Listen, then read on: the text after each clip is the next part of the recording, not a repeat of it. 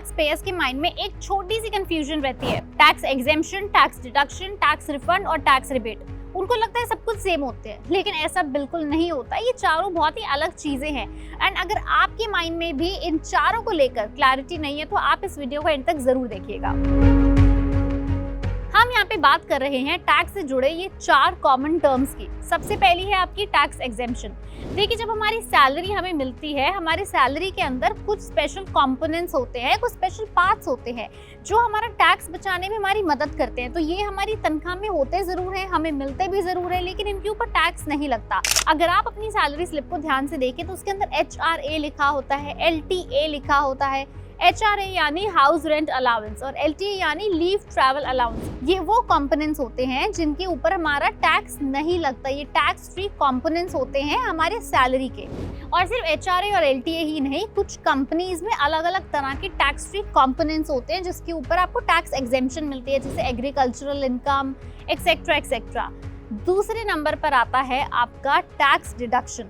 हम कुछ इन्वेस्टमेंट्स करते हैं खुद के लिए, अपनी वेल्थ जनरेट करने के लिए, अपने पैसे बढ़ाने के लिए, ग्रो करने के लिए, लेकिन इसके ऊपर हमें मिलती है टैक्स की छूट।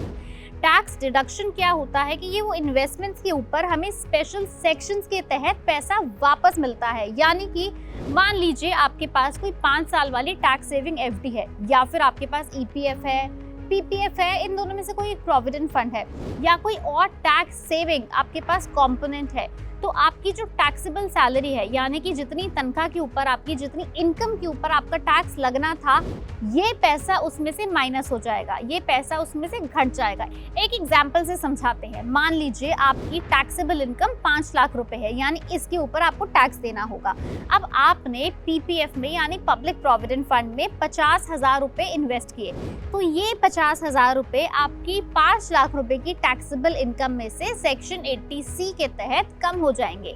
और सिर्फ PPF ही नहीं, ऐसे बहुत सारे कंपोनेंट्स होते हैं जो हमें टैक्स डिडक्शन में मदद करते हैं।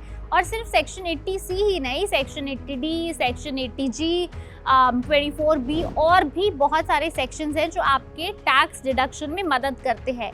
तो ये पैसा जब हम अपनी ITR भरते हैं, हम उसके अंदर अपना पैसा डिक्लेयर करते हैं, हम अपनी इन्वेस्टमेंट और इन्वेस्टमेंट की प्रूफ डिक्लेयर करते हैं और बाद में हमारी टैक्सेबल इनकम कम हो जाती है। 50,000 माइनस करने के बाद अब हमारी रिवाइज टैक्सेबल इनकम हो गई 4.5 लाख रुपए, यानी 4.5 लाख रुपए के ऊपर अब टैक्स कटेगा।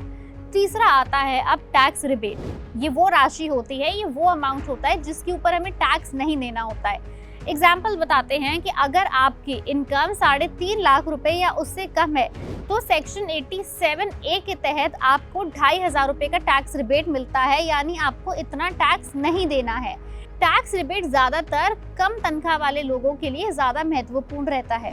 और फोर्थ है आपका टैक्स रिफंड। कई बार क्या होता है कि हमारी सैलरी से टैक्स कटता चला जाता है और हम उसको वापस क्लेम नहीं करते, या फिर अगर आपका कभी ज्यादा टैक्स कट गया, जितना बनना चाहिए था उससे बाय चांस थोड़ा ज्यादा, तो जब आप अपनी इनकम टैक्स रिटर्न भरते हैं, अपनी ITR भरते हैं, तो आप अपना एक्चुअल इन्वेस्टमेंट दिखाते हैं, आप अपनी एक्चुअल सेविंग्स दिखाते हैं और अपने सारे खर्चे, इनकम, कैपिटल एक्सपेंडिचर सब दिखाते हैं। उसके बाद अगर इनकम टैक्स डिपार्टमेंट को लगता है कि शायद आपने ज्यादा टैक्स दे दिया, तो वो आपको रिफंड के रूप में वापस मिल जाता है। सिंपल है टैक्स रिफंड। तो हमने इस वीडियो में आपको 4 कॉमन टर्म्स बताई हैं, tax exemption, tax deduction, tax rebate और टैक्स रिफंड। ये चारों ही एक दूसरे से बहुत अलग हैं एंड एक टैक्स पेयर को ये चारों समझनी बहुत जरूरी है। अगर आपके भी टैक्स से जुड़े कोई सवाल है, कोई क्वेरी है, कोई डाउट है, तो मैं नीचे कमेंट सेक्शन में लिख के जरूर बताइए। अगर आपको वीडियो पसंद आई हो तो उसे लाइक करें, शेयर करें और हमारे चैनल को जरूर सब्सक्राइब करें।